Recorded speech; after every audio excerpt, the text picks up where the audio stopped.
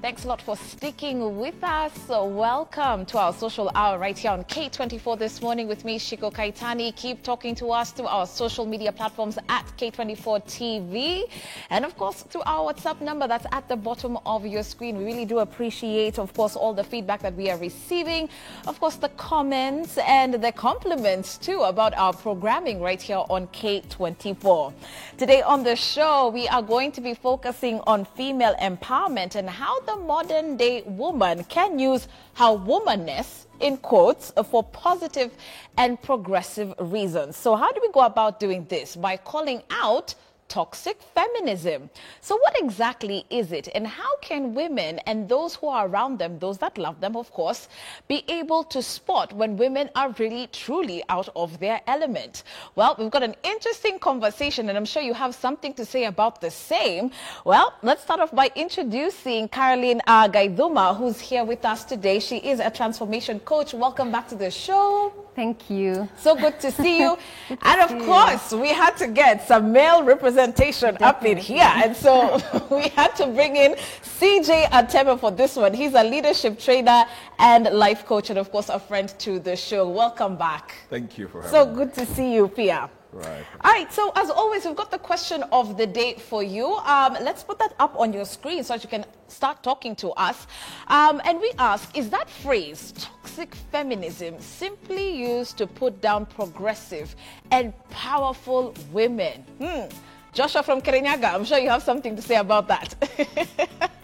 Is the phrase toxic feminism simply used to put down progressive and powerful women? Carolyn, when we were just talking just the other day planning for this show, we actually, were debating or discussing about the difference between feminism and femininity, so to speak. Yeah. So why don't you clear that up for us? Yeah. So one is a belief, the other one is a nature. So femininity is a nature. It's like an element of nature. So for nature to balance, there's a masculine and the feminine. And we see it in everything. We see it in human beings, we see it in animals, we see it in nature. There's the sun and the moon, day and light. It's the aspect of duality. Feminism, on the other hand, is the belief that women should have equal rights and equal opportunities as men. So that's the difference. Yeah. Men don't take the term feminism quite well, Chris, when you think about it. Why is that? I think it's because of how it has been presented. Yeah. I do not think that men are anti-women because men were born of women. They have mothers, sisters, they marry. I mean, they get crazy about girls. So they really can't live without the women. Yeah. But I think the presentation of feminism, which is generally more to be against and opposed to and attack men, that is the version that they are not very comfortable with. And that's the one that's too common. Yes. Okay. So when we talk about what is toxic feminism, what comes to mind for you? It's the thought that men are to blame for everything that women go through. Really? It's the sense of finding a common enemy for women, and that common enemy becomes the man. I feel that sometimes women also need to do introspection and really ask themselves difficult questions. When we talk about equality, like Caroline says, do women give each other equal opportunities before the gender demands equal opportunities from the other gender? If you put women in a room just by themselves, will they give each other the support, the equal opportunities? Do they treat each other with respect? I think it is easier to find a common enemy, and that enemy has always been the man. Yes. So now we are ganging up and now looking at the man as the enemy. Right. How do women go about exemplifying some of these toxic traits, Caroline, your opinion, that we perhaps are not even aware that we're doing it? Yes. Yeah. And I think for me, even the term toxic femininity is like saying, you know, the way the nature of love is unconditional? So when you say conditional love, are you talking about love or something that is masquerading as love? So it's the same thing. Toxic femininity doesn't exist. Whatever is called toxic femininity, feminism isn't even feminism in the first place. And I like what he said. It's about finding a common enemy. And who is setting us up? It's a patriarchal system and has brought these isms that separate us and tells, you know, there's ageism, sexism, all these isms that put one team against the other. And then we are left there gonganaing like this and then heading to nowhere. Because the real enemy is not the man, it's a system. And I mentioned about femininity and masculinity. This patriarchal system is putting down femininity in both men and women so that we are imbalanced as a society. And that's why it's really important for women, as he's saying, to introspect. Because first of all, you need to understand yourself. How can you find balance within yourself? And it's balance between your masculine elements, which is reason, planning, all of that, versus intuition, creativity. You know, how can you balance yourself? And then go out and now express that balance, you know. So the idea is not, especially from a man's perspective, Chris, that the idea is not wrong, it is the execution. It is. It is. I mean, everybody wants to have a sense of advancement. And this has happened, whether it is with gender or races, places where people will feel like probably blacks do not get enough opportunities. They want advancement. The Jews had to go through that at some point. It is the execution. And I'll bring the element of, for example, the Jews. When they were going into countries like the US, they were going in as people who were doing the menial jobs. Then they decided to empower themselves so that you don't have the second and the third generation of the Jews who were in the workshops. They knew they were disadvantaged, but they decided to take charge of their lives. And they were not crying for opportunities. They did something about that. Sometimes we want to be given these opportunities, this space.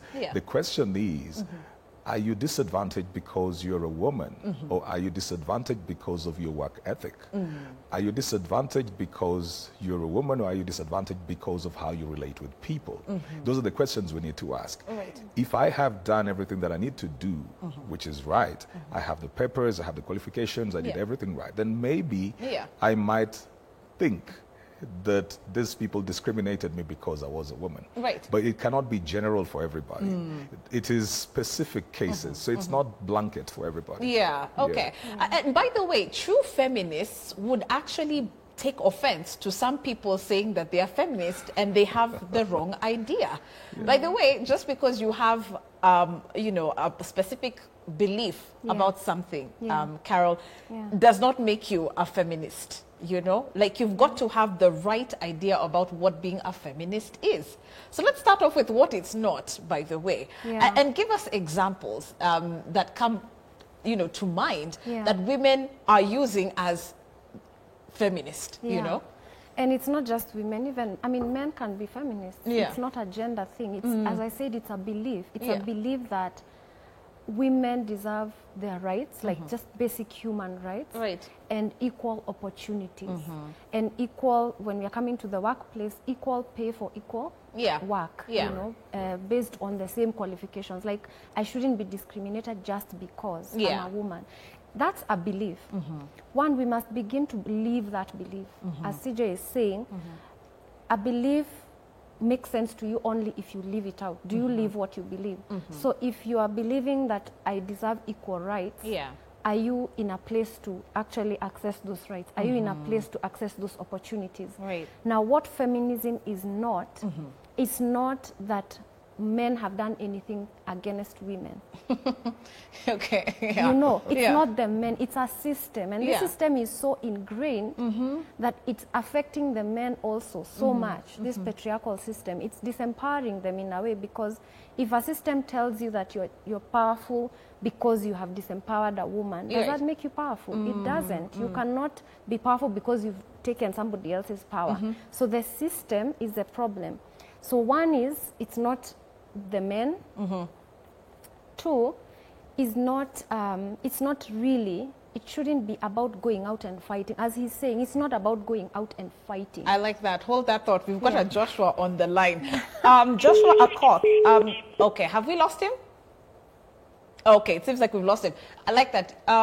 You said that it is not aggression. Yeah. WhatsApp is ready? Okay, let's take a look at WhatsApp very quickly and then we'll get to you. Feminism was good when it started. Now some women use it to put men down. Yeah. Sometimes I think some women want to blame men for their shortcomings, or bitter, heartbroken women. Feminism was destroyed once our generation was born, or rather our generation was born. That's Joshua. I like that. So let's dissect what he just said after your point. Yeah. So what is not feminism? It's not being aggressive. Yeah. It's not you stepping out of your feminine energy. Yeah, it's actually, it's not fighting, because what people need to understand is whatever you fight, you expand, because you're giving it your attention, your energy, your life force, you know. So instead of fighting, embody that which you believe, instead of fighting what you don't believe. So feminism is not about fighting the men and what is wrong out there. It's embodying and taking your space.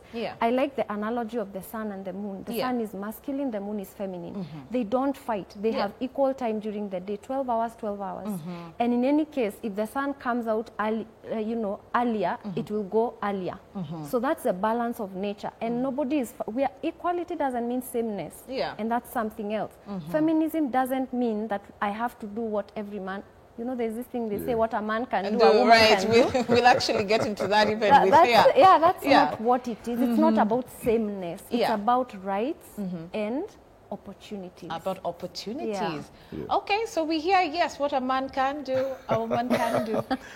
I think that's so up in thinking, because what Caroline is bringing up is the element of the roles that we play. And these roles are different based on people's strengths, personalities, gifts, abilities, talents. And so when you want to tie people to certain roles that you think bring out the strength in somebody, so you feel, if I make more money, then I'm stronger than the man. Wait, hold that thought. Ibrahim from Garissa, sorry to cut you short, Chris. Let's hear what he has to say. Good morning, Ibrahim. Good morning, Chico. Yes, Karibu Sana. What do you have to say? Do you have a question or a comment towards our discussion? I have a comment on the issue. Yes. Let me say this. Yeah. Women are to blame themselves in Kenya simply because yesterday when my MP, that is Eden Duale, stood on the floor of the House, said that there's nothing called lunch, free lunch. You know, you have to fight for it. Yeah. Yes, when the census was released the other day, you know, the director told us that women in Kenya account for 50.5%, if I'm not wrong. That means that they have numerical strength to vote for themselves, to give them political representation so that they can fight for their right in Kenya. Yeah. But a woman can tell you that we marry women because we have surplus of women. But these women, they don't vote themselves when it comes to the political leadership. So for us to remove this, you know, mentality of putting women down, they have to empower themselves in the first place by giving themselves dignity and voting their women leaders when the election comes. I like that. Okay, thank you so much for that. Ibrahim says we've got the power in our own hands as women. Like you said, Chris, what are we doing for ourselves? Right. But yes, finish your point about this general statement that we hear that what a man can do, a woman can do. You know, generally, again, when people talk about the empowerment, we talk mostly from the economic aspect. And the truth is that when it comes to the emotional side, they really cannot replace the men. So here's the conundrum, that you're fighting with the man in the economic space. Then you come back home, you have acted like you did no man, you come back home and then you realize you need a relationship. But you were using an economic need to fight a social need. Just not being able to separate the various aspects of their lives, which is when I go to the workplace, I need to make money, but that money does not mean that I will replace men in my life or even just social interactions. Right. So even those that are seen to be powerful women, the thought is that once a woman has money, she does not need a man, and that is the biggest lie that you will ever find. It's true. It's true. And you've had these kind of conversations countless of times on air. And are you seeing how all this kind of like creeps into our relationships without knowing, especially, you know, from the woman's perspective? Chris, let me start with you on that. Yes, it does. Because, you see, we live in a very different world now from that which our parents lived in. I think one of the things that happened was because most women grew up probably seeing their mothers very subservient, they thought they did not want to be like their mothers. And the danger normally is that when somebody comes from one extreme, they probably want to go to the next extreme. Right. And so they abhorred everything that they thought their mothers represented. So they don't want to be seen in the kitchen, taking care of the kids, being there while the men are doing everything out there. So they decided to be the exact opposite of their mothers. Right. And then now they're very broken, they're very lonely, they're very hurt. And that's why it's very easy to create all these groups where men will be bashed. Yeah. Because the truth is, they're seeking therapy. They're seeking therapy. So they'll come in and fight something, and sometimes it's imaginary because they're angry. They're angry that, you know, if we're on the other side, it looks like we are subservient to the man, and now I'm here and I have my money and I have all of this and I'm still not getting the man. The man seems to be getting away with a lot of things still. So things are just spiraling out of control without knowing. They're just right there. I think we must separate. What do we mean when we talk about empowerment? What are we talking about? Is it financial, economic? Is it social? Is it political, like Ibrahim is talking about? What exactly do we need equal opportunities in? And then find out, so what is the role of the men in our lives? That is what the women should be asking themselves. Right. Okay. Carol, when does it stop being about feminism and more of a human rights issue? Let me bring up that controversial campaign that, you know, we saw over the years, My Dress, My Choice. If you look at that, what the women were saying is that we have a right to dress as we choose to. But then on the flip side, you know, we've got the men now saying, look at these feminists, sawa wanawake wakiherehere. So how did that conversation go wrong? It's again, when we're talking about rights issues, it's about what do I have access to just because I exist? And why would you separate me from that just because I'm a woman? So if you have the right to decide what you want to dress, why should I not have a right to decide? Because the reason you're telling me I don't have a right is because of the way my body is structured. And you have a certain conditioning about my body that makes you say, I can dictate what you dress, and I mean, there's no conversation about what I dress at all. So that is what brought that. But then I have a lot of issues with fighting the energy of anger and aggression to achieve a goal, because you end up creating that which you're resisting. Because that's what you're focusing on. So instead of focusing on, okay, so what do I need to step into? And I want to say that as women, we need to begin to understand our nature so that we can begin to understand where is our place in the various places in society. Because even if I'm in the workplace, how do I do the work without dishonoring my nature? Because if I step into the workplace and begin like a man, thinking like a man, that will make me even sick, you know. But now it's like we don't understand our nature, and that's where femininity comes in.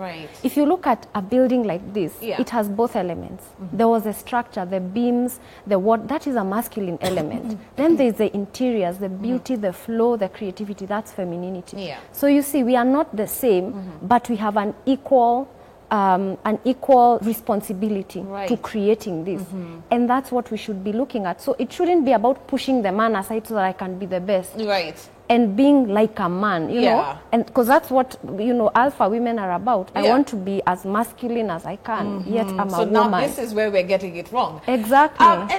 But don't you think, Chris, that a lot of women, even just using that My Dress, My Choice campaign, is more of a reactive, you know, response to what the narrative that men have brought into the picture. So it's like women are just responding more as opposed to just being, you know? You know, I thought about this, that your dress, your choice. Yeah. You should dress in a particular way because that's what you felt like, not because you want to prove a point to somebody else. The moment you're doing that to prove a point to somebody else, they control you. Yeah. So even some of these campaigns that we are doing, they end up defeating the purpose. Because when you wake up and gather 5, 10, 15 of you to dress up to prove a point to us, then at the back of your mind, there's a man who is remotely controlling you. Wow. They are vicariously living through. It's not your choice. It's not, it actually isn't your choice. It's not your choice. That's the folly of reactiveness, that you're actually responding to somebody. Yeah. When you get to the place where you're so much at peace that the other person's thoughts and comments and opinions do not really affect you, that is when you can say, I am living in my element. Yeah. But as long as it is in response to what somebody else did, it's not your choice. Okay. And let's talk about men's role as well in all of this, as to why we're seeing so much toxicity in some of the behavior that perhaps both men and women, of course, have. But when you listen to some of the comments and you see the male chauvinism that's creeping into various sectors of various areas of our lives, whether it's even relationships, don't men also have a role to play in terms of transforming the way they look at the woman? They do. But men generally define themselves by the roles that they play. Yeah. And what has happened over the years is, as the woman has evolved, the man has found himself in a very vicarious place, which is he's found himself in a place where he cannot really easily define what role he's playing, especially for the African man, whose initial and foundational role was to provide for the woman and protect her. Yeah. So now the woman will go out and make her money, and sometimes the man is not making as much, so he feels displaced. Yeah. Anytime somebody who has been powerful loses power, they will use manipulation to regain their power. So the man also, in his displacement, then begins to display the chauvinism that you talk about, because he's trying to regain control. Oh, wow. What needs to happen is there needs to be conversations between both genders, the man and the woman, conversation. The first thing must be to disarm. Like, the man should not look at the woman as a threat, the woman should not look at the man as an irritation. We need each other. There's absolutely nothing we're going to do about that. We need each other. So then there should be genuine respect on both sides. As times change, what roles do men play? And the providing might go beyond just the financial now. Yeah. It might be the provision of guidance, and it might be the provision of emotional support, because if a woman is going out there to work hard, she's facing all kinds of things. Emotionally, she's not built up to take too much pressure. Right. When a woman takes up a lot of pressure, somewhere along the line she will break down. So the protection of the man could be just to protect this woman emotionally. Right, like, be that buffer. Yeah. So that she doesn't have to break down, and, you know. So the man has to redefine his role as a leader. But again, the woman has to let him be the man. Okay. So we're going to start taking a short commercial break right now. And before we do, let's take a look at what you're saying on WhatsApp. And, of course, give you that space or that time to continue to interact with us on our socials. Well, we've got one here from Reinhard Atela, who says, I'm loving the show. My opinion is that women must realize that they are actually the stronger of the sexes and take up the role of being women with pride and pleasure, instead of starting small fights about being given opportunities. Toxic feminism, therefore, is working against women, because it tries to show women, or rather a woman, lacks strength and therefore should be given opportunities instead of standing out for them. Oh, okay, good point. Do we have another one, Bona Director? Feminism is not feminine. Toxic feminism emphasizes the importance of women's points of view, even when they are wrong. Old feminism believed in the primary importance of the human being regardless of gender. Currently, feminism is dominated by a group of women who exhibit misandrism. It ought to be equity feminism, not gender feminism, which borders more on toxicity. Very sound panelists you have there today. Thank you, Caroline, for putting things in perspective. I am a man and a feminist who does not like what feminism has become. And that's Odunde Oduor from Nairobi. Wow. Okay. So we'll talk a little bit more about those text messages that have come in, interestingly enough, to see even men who, regard or refer to themselves as feminists rather. And so we'll be back, of course, with CJ Atemo as well as Caroline Gaiduma in just a moment as we talk about toxic feminism. What is it? Can we really spot the signs when we're really out of our element, ladies? Keep talking to us as well, gentlemen. Also tell us, do you believe that you do have a role to play in all of this? At K24 TV is how you can reach us. Remember that WhatsApp number is at the bottom of your screen. There's someone who says, hey, girl power. We'll be back.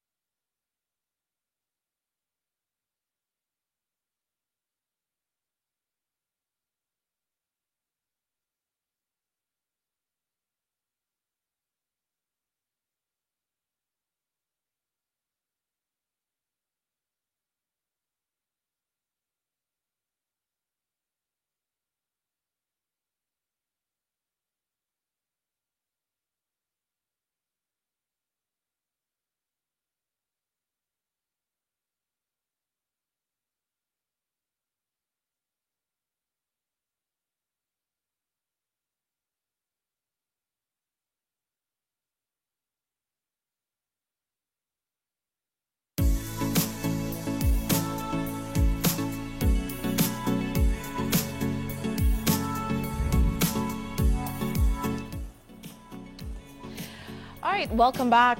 We are all about toxic feminism today on the show on our segment Let's Chat. Thanks a lot for sticking with us. If you are enjoying the conversation, let us know through our social media platforms and, of course, through our WhatsApp number. Also, tell us what you think. We've got this question of the day that we are so sure is just stirring up conversations right in your living room. And let's slap that on the screen so that you can know what we're talking about just in case you just tuned in. Now, we asked the question, is the phrase toxic feminism simply used to put down progressive and powerful women? Of course, there are women watching this show who are saying, oh, heck yeah. And there are women who are saying, well, I'm a feminist. Whatever happened to girl power? You know, who runs the world? Girls. At K24 TV is how you can reach us. And of course, that WhatsApp number yet again is at the bottom of your screen. Still in studio with my panelists, CJ Atemo as well as Caroline Gaiduma.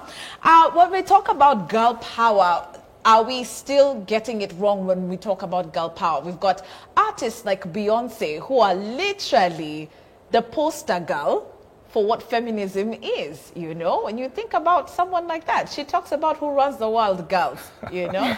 She says, me, myself, and I. She's married with a child. I mean, you know, we've got to understand the business element of some of these people as well. Yeah. Like, they just know, just like politicians, how to play around with things that will connect with us and relate with us while they make the money. Yeah. Because you can sell to people an idea that you do not buy into, and it gives you money. Just because you run business in River Road does not mean that you live there. So the women are being pushed into certain places because these people psychologically will play with the emotions of those women, and they know that that's very easy to sell. But as you say, she's married. And then the question is, how much of her private life do we know apart from what they will showcase over there? So you will find a girl who is just starting up in life, and she's already a Beyonce, but you broke as well. You've got this family that you came from that is looking up to you to do certain things, so you've got all the pressure from your family, from yourself, from the people around you, and you have decided you're running your world, and you still don't even have a world to run. So the kind of messages we're being exposed to is another problem. You have to be grounded, and that's why when we started, I said, do women even give themselves equal opportunities? You have to be grounded enough as a woman to know that just because Caroline is a woman and she's selling this does not mean I've got to buy it because I'm a woman. There's that individuality as well. And that is part of the empowerment, that you have space to be you, even as a woman. You don't have to be doing everything that women are doing. You have your individuality, and they also respect that.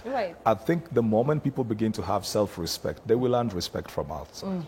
All right. I just gave you the example over the break where once upon a time on our newspaper review segment, we did have two gentlemen in studio, analysts, some politicians, and of course, because it's usually a mix. And, you know, we also did have an analyst, a lady who was joining us via Zoom. And so, of course, they were discussing issues to do with matters of parliamentary issues and, you know, policies and what have you. And the lady jumps in and says, well, you know, women are never involved in some of these things and blah, blah, blah, blah, blah. And automatically the conversation switched to, okay, where did the gender issues come about? And we were discussing policies. And so is another problem that we have, that women don't know how to approach issues logically as opposed to emotionally. I don't think that's true. I just think that we have a conditioning that's running behind the scenes that wants us to get favored because we have been oppressed for so long. And now, you know, it's time for us to be seen. You know, that's a victim mentality.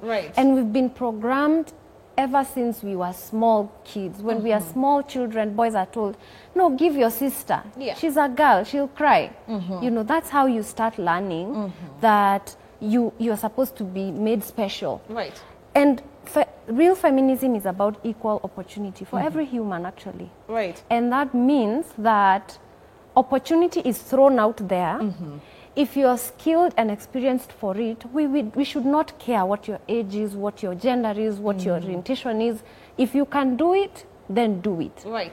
But now what happens is there's some situations where you find that somebody decides that you can't do it before you actually do it. It's like we are told, okay, we need to lift this table.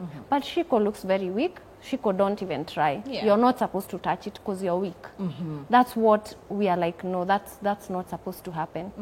But it's not until we can lift it, okay, let's give Shiko more space because she's a woman. No. We just expose you to the opportunities, and you do what you must do if you want to take the opportunity. So instead of somebody complaining and saying women are not given opportunity, here you are on a panel in an opportunity. What business do you have to talk about women are not given opportunity and you are there in the opportunity? Just take the opportunity, voice your views, take your actions and move. Getting back to men's role in all of this, Chris, I want you to speak to the men who are watching this show who have developed negative labels towards strong women. First of all, let me just bring out the confusion that men go through. I was listening to Caroline and I was smiling because when she says the women should not be treated in a certain way because they're ladies, so I'm thinking, okay, So when women in a relationship say, treat me like a lady, what do they mean? Wait, okay, Josphat from Gidulai is on the phone. Wait, before we get back to you, let's hear what Josphat has to say. Josphat, good morning. Morning, Shika. Hi, I hope you're enjoying the conversation. Yes, I am. Aya, tuambie. Your statement about today's question is exactly what it is. About toxic feminism. It is not you are referring as the other gender. You know, you're saying this woman or that man. You are not saying that about the other gender. Oh, we're not talking about toxic masculinity. Okay, we're going to talk about that, by the way. Good point. Thank you so much for that, Josphat. So he says we also need to, in order to understand what toxic feminism is or femininity is, we also need to define what is toxic masculinity. And Chris, you'll answer that, but after Caroline's point cracked you up, when we say treat us like a lady, and you're thinking, what? What does that mean? Because I think there's certain expectations that a woman has in a relationship. That she wants to be treated in a certain way. So that's why I talked about, when we talk about empowerment, we must define this. When we talk about opportunities, we must define this. Where are we talking about those at? Is it in the marketplace? Is it in the relationship? Should we come to the place where people, men and women, share 50-50 when it comes to relationship roles? Should it be that the women should propose? Should it be that the woman takes care of the bills and the man becomes the stay-at-home husband? You know, it's a very broad thing. I think we need to define it, because if it just goes very broadly, there are certain aspects as well that we will lose that make us unique. Okay. I see your point. There's certain aspects that we will lose. Just because you want to treat one part of the body does not mean that you're going to affect the whole part. We need to fix the part that is not right. And that may be with opportunities out there in the marketplace, and economically and academically and politically. But it doesn't mean we've got to throw away, in my view, that we've got to throw away everything else concerning how men and women relate. I still think that it is beautiful for a man to treat a woman as a lady. Absolutely. So those negative labels, very quickly, as we get to, of course, dissect toxic masculinity. For most men, generally, it will be born out of an experience. Probably they have had an experience with one lady or two, and then they will come out like that. I think men have got to heal. Just because you had a heartbreak, you had a disappointment, does not mean that all women are the same, does not mean all women eat fair, does not mean that they are money-minded. It does not mean that they cannot submit, in quotes, just because they have the money. You cannot have those kind of stereotypes. You have to know a woman for her and still give room to them to become human enough, so that if they make a mistake or you think they didn't treat you right, you do not just blanketly say women are like this, because we have issues even with our fellow brothers. And we do not say men are like this. We are conned by men, and we never generalize. So I think it's a matter of just personal healing. And then think about, if this was your sister, if this was your daughter, what would you want them to become, and how would you want them to be treated? Don't look at them as outsiders. Generally, men and their money are married. And most times you will hear men have labels against women. There's a money factor to it.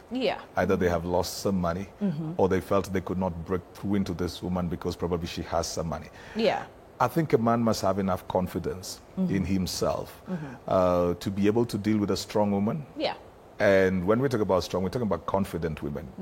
I don't believe there's anything like independent woman. I believe they're confident. It's just a confident woman. There's nobody independent, not even independent men. There's no independent anymore. No, nobody's independent. I mean, we're sitting right here. You need the camera people. You need your producer. You need your director. So you may be the face on the show, but you're not independent. No, we're not. Yes, absolutely not. So we all just play different roles. What we sometimes think are independent women are just confident women. And if you meet a confident woman, allow that to help you build your confidence as well. You know what I'm learning about this is how to be careful about the labels and the words that we use, because you can easily say, oh, I'm an independent woman, but you really don't know what that means. No. The truth is, yes, like you said, if you think about it, are you truly an island on your own? You're not. You can't survive like that. All right, so what are you saying, about the conversation today on social media and through WhatsApp? I want to ask my director to let me know if you've got anyone talking to us via WhatsApp, as he tells me they're coming in thick and fast, as our friend Jeff would say. Okay, hi, girl child support is more important. Let's empower and build the world. What are you getting from that text message? What kind of energy are you getting out of that? You'll tell me in just a moment after we read Milka from Kikuyu, who says, I'm loving the show on toxic feminism. My opinion is that women should know that no matter how hard they try to equalize themselves with men, it will never happen, since right from the beginning women were created to support men but not to outdo men. Men will always be superior, and we women should get that right in our minds and relax instead of stressing ourselves by trying to be masculine like men. Wow. Okay, let's stop right there, Bona Eddie, and listen to what our panelists have to say. The first text message is, let's do this. Let's empower. What kind of energy was coming out from that text message? I mean, it feels like somebody pushing through something, like the fight. Yeah, like I'm pushing through and I need to be seen and all that, and I need to be empowered. And I think even for the second comment, I just want to go to the core. What is the core of what we are talking about? One, there's a system that decided some roles are minor to others. It's like somebody decided day is superior to night. All right. Cleaning the house and being a housewife is lesser than someone who goes to work. Exactly. Right. And what they were saying was, what the system was saying was inferior is anything related to femininity, like just the feminine energy. Right. Something to do with intuition. That's why we are told suppress your emotions and, don't show emotions. Even men, because they have a feminine side and they're told to suppress that. Right. Things to do with the kitchen. Kitchen is a place of alchemy. People are doing herbs and whatever. They are healing their family. But it's shown as it's a bad place or it's a lower place to be. So that idea that some roles are smaller than others is what brought the idea that, because men seem like they can do the superior roles, then it means they are superior. And what is happening is women are running towards that because nobody wants to feel inferior. Right. Everybody wants to feel superior. So that's why I'm like, if he can do it, I can do it. Right. It's not my genuine, authentic expression, but I want to prove a point. So how can we solve this? We need to understand that every person's role is equally important, so that we can provide a space for everybody to express authentically. Because you will find that there are some men who are creative and intuitive, but they can't do that in this system because what kind of a man are you? There are women who are very, they are strong physically and they can do physical, but they can't do it because kwani you're a man, So we need to create a space where everybody expresses authentically so that we can create balance and harmony in our community. What Caroline is saying is that there's no competition. There's no competition. There's no competition. Your left arm and your eye are equally important. Yes, they are. Right. And I love what she's brought out concerning the roles. And I was still thinking about this set. Yeah. Everybody would want to be the face out there. So it's easier to want to be Shiko. Yeah. But then the person who runs the things behind the scene probably is doing much, much more. Absolutely. Don't let my boss hear that.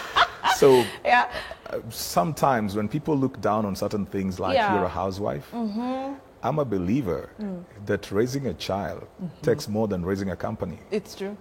I mean, it's just something else. Yeah.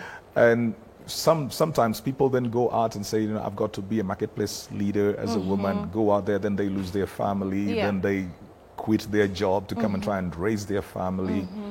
You have to get to the space where you're comfortable with who you are and what you're doing. Right. And understand the seasons you're living in. Yeah. Like it may be your season to raise your child. It does not mean that that your life is dead completely. No. You may just decide that for the first 4 years I will be here with my children, then I will go into the marketplace. Right. Somebody else will have gotten to the highest in the marketplace. Then at some point they say, you know what?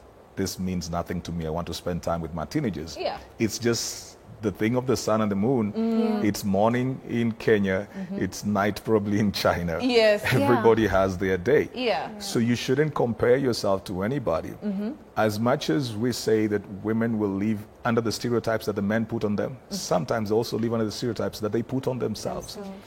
That other women will define that you're weak just because you're raising your children, but those are your children. Yeah. You know, and somewhere along the line you can do whatever you want with your life. So we must have personal freedom. Before we talk about the gender things, it must be personal freedom. So if you are expressive, as Caroline said, then be expressive. That is now you being you. That not even another woman should tell you be quiet just because you're a woman. Own the space that you're in. And even when you talk about how we tend to just want to keep fighting, we have a fighting energy even without understanding. I mean, look at someone like what Mother Teresa even said before she died. She said that she doesn't want to be associated with anything that is with the word fight. Fight against corruption, fight against HIV. She doesn't want that because that energy in itself is just what she doesn't want to be around. Exactly, because it creates what you're fighting against. So if you're fighting against sexism, for example, you're driving the conversation towards, because focus is very important. Let me tell you, you're the only one who gives anything power. And the power you give to anything is the attention and the focus you give to it. As long as I don't know about this thing, it doesn't exist. But the minute I point all of you to this, then you see more of it. You're like, oh, it has lines. Oh, it's whatever. So what do you want to create? That's a question we need to be asking ourselves. What society do we want to create? How can we drive conversations, focus, and attention and resources to creating that space? And I am of the opinion that we need to be thinking about how can we create a space where everybody is safe to be themselves. Because that's how we are going to because we'll fit like a puzzle. I won't be. You know, we are in a puzzle and your space can remain unoccupied. But you are there trying to fit in other people's spaces and yours is unoccupied. So we need to just allow ourselves to flow because of just there's a way we are created. We have qualities, we have our nature. If you flow into that, you will fit and the whole society will be balanced. But now we are trying to say, as a woman, I can't do this. As a man, you shouldn't do this. Even in relationships, we are trying to fit into templates. And it doesn't work. Just stay in your lane, stay in your experience. What do we want here between the two of us? What roles are working? If you are washing dishes and I'm going to work and it works for us, then fine. Then it works. All right, very quickly, let me give you the opportunity to just give a one-liner about toxic masculinity before we sample some text messages and say kwaheri. I think that there was somebody who wrote and said, you know, it's Milka probably, who said that men were created to be superior. I do not subscribe to that thought. They play a different role, but they are not superior. That superiority is what brings the toxic masculinity. The moment you want to assert yourself over other people, their will, their emotion, their whims, then you are going to become toxic because then you feel that you need to be unquestionable and this person needs to live to your whims. Every man must see themselves as a pathfinder that creates space for everybody around their lives, whether it is their wife, their sister, their daughter, their lover, their children, to find greater space. A man is supposed to be a foundational kind of a person that holds up everybody else. Foundations don't compete with buildings. So you don't need to bring down the woman to be the strong man. Wow. Okay. Well put. Well put. Let's take a look at least 2 or 3 text messages as we begin to wind down about our discussion today. Shiko, good morning. To start with, the girl power backdrop you have in your studio sends the wrong message. It's like women want to bully their way into masculine space, of which they are not manufactured for such purposes. Cliff from Gilgil. Okay, we'll blame Eddie, our director, for putting that one, not me. No. But thank you for that. Hey, yes, I think men use toxic femininity as a way, or rather it is a way men use to bring down strong women. My male friend told me that I have toxic femininity and went ahead to ask why he said that. And he said it's because If I decided on something, I won't change my mind on it. And to me, that's being assertive, not toxic. I don't know, or I think yes, it needs to be defined broadly. Okay, I don't know, but I think it needs to be defined broadly. All right, thank you. I get your point. Hi, I'm Faith. I'm loving the show. Women empowerment is very important. I'm a housewife, but I am the round since, or rather he the roused me since Anna provide everything. But even with that, she's also still playing a very important role. Girl power is too difficult to achieve because most women do not know what they want. Most women live under peer influence, right? Okay. Thank you so much for that. And they don't live from their heart. And thank you so much, David Ngare. I think, you're pretty much agreeing with our panelists today. We've got another one here that says, let women be women and men be men. It's just that simple. All right. Thank you. Sawasa. So as we wind up, our final points, of course, will be how to bring out more of that positive energy, both men and women. Carol, what can you say about that? How can I harness it? Yeah. You know? I feel people should stay in their experience, and the first thing, seek to be true to yourself, because even these definitions of what women can do, how women should express, is that you? Yeah. So who are you? You know, become very self-aware of yourself. Yeah. Get in touch with your biases and your beliefs so that you know what really is running the show behind the scenes. So that I get out of my prejudices, I get out of my limiting beliefs and just be myself. That's the only way we can break out of this. Yeah. Chris, before I open my mouth to speak and come across as I'm about to attack or I feel like I need to defend, what do I need to keep in mind? You got to ask yourself, what guides the decisions that you make? What are you responding to? What are you reacting to? Yeah. Are you flowing from the inside? Or are you responding to external stimulus?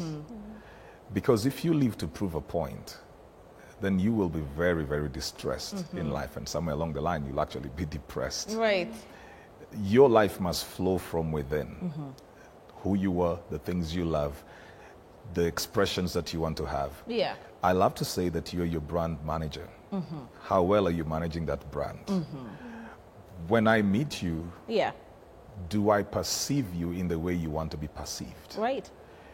If that is not the case, then you probably need to go back to the drawing board and ask yourself, who am I? How am I projecting myself? Who really is running my life? And sometimes it's not even the men. Right. Sometimes it's your own insecurities. Allow me to say this, Shiko, probably because that will throw you into another discussion one other day. Yes. Somebody did something during COVID and called it Club COVID and raised over 5 million within the shortest time. Who was making the money for this guy? Women will say they do not want to be looked at as sex objects, but who are making the money for this guy? It's the women going over there. Yes. And twerking the whole night. Right. To want something. So who is the enemy of the woman? That's true. Very, very good question. Wow. All right. Let me just leave you with this. One writer says that true equality, true feminism is recognition of the dynamics that each person brings to the table. That's what true feminism is about. I feel like saying namaste. Because of all the peace that I'm just enjoying right here in studio. I sure hope that this conversation was helpful, and that is food for thought, courtesy of CJ Atemo, our leadership trainer and life coach, and of course, Caroline Gaiduma, transformation coach with us. Thank you both so much for being with us today. Remember, we can put you in touch with our panelists should you require one-on-one consultation, by the way, and even a little bit more in terms of just a shoulder to lean on and talk to someone, you know. Get that out there if you must. Thank you so much for joining us. My name is Shiko Kaitani. I'm going to be handing over to the Daily Brief that's coming up next. Stick with K24. There's more to come. Namaste.